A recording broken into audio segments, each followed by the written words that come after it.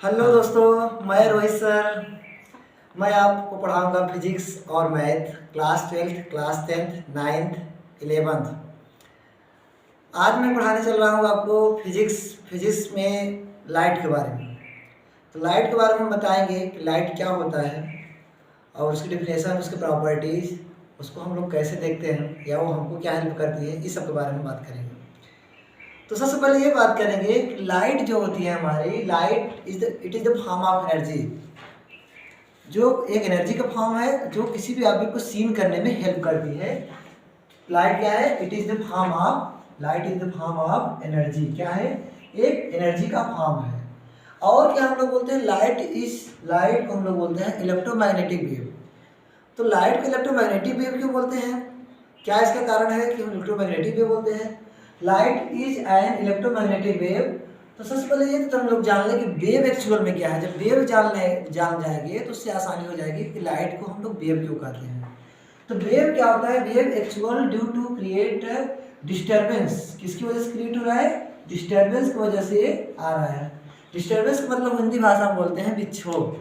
जैसे अगर किसी चीज़ को हम धक्का दे दें, पुश कर दें, पुल कर दें, तो उसमें कुछ कंपन होता है। उस कंपन गति को हम लोग डिस्टर्बेंस यहाँ पे देखते हैं। वही डिस्टर्बेंस जो मोशन होता है, जो कंपन या वाइब्रेशन मोशन हो रहा है, उसको हम लोग वेव बोलते हैं या फिर इसी को वेव मोशन भी बोल देते हैं। अब इस वेव का अगर क्लासिफाइड किया जाए तो वेव का क्लासिफिकेशन करें तो दो तरीके से हो सकता है। वेव का क्लासिफिकेशन कितने तरीके से हो सकता है? दो तरीके से हो सकता है। तो चलिए हम बात करते हैं वेव को। तो वेव अगर देखा जाए तो दो तरीके से कर सकते हैं। एक ऑन द बेसिस ऑफ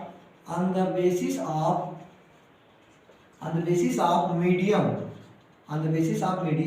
और एक क्या कर सकते हैं? On the basis of without medium. नाम से ही पता चल रहा है on the basis of medium का मतलब क्या होता है? जहां पे किसी मीडियम की रिक्वायर हो, और जहां पे मीडियम की रिक्वायर ना हो वो क्या है? Without medium. तो ऐसे में जो वेव होती है उसको हम लोग बोलते हैं मैकेनिकल वेव। क्या बोलते हैं? Mechanical wave. Mechanical wave means क्या होता है? मैकेनिकल मतलब होता है जहां पे डायरेक्ट फिजिकल कांटेक्ट हो, यानी जब दो ऑब्जेक्ट पास में हो, यानी डायरेक्टली कांटेक्ट में हो। तो मैकेनिकल वेव भी अगर इस तरीके से देखा जाए, मैकेनिकल होता है जहां पे फोर्स अप्लाई हो, काम हो। तो जैसे फोर्स अप्लाई करके हम दो वेव्स को जनरेट करते हैं, एक लॉन्गिट्यूडिनल वेव, एक ट्रांसवर्स वेव। इसमें कौन सी वेव आती है? लॉन्गिट्यूडिनल और ट्रांसवर्स।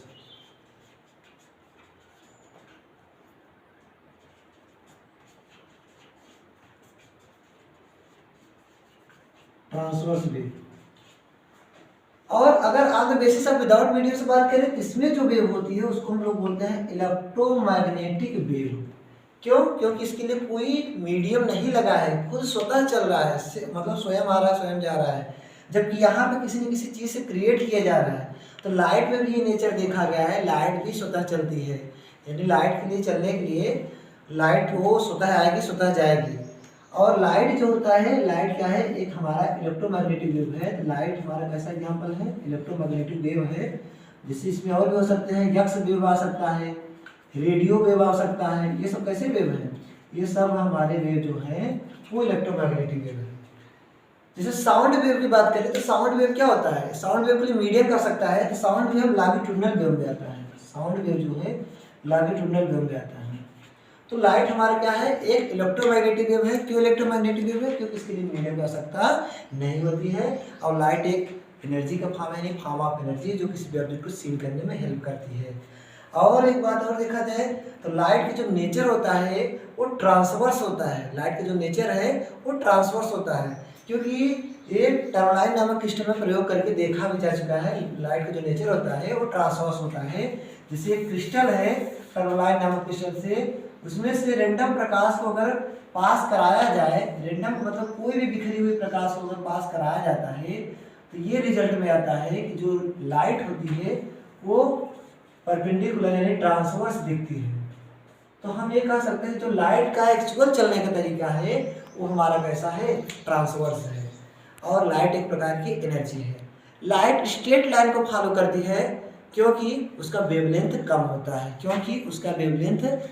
है।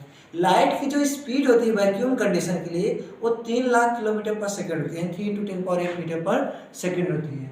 लाइट में हम लोग लाइट में दो मीडियम का स्टडी करते हैं, डेंसर एंड रेयर। डेंसर मतलब जहाँ बहुत ज़्यादा डेंस हो, रेयर मतलब जहाँ पर कोई प्रकार का डेंस ना हो।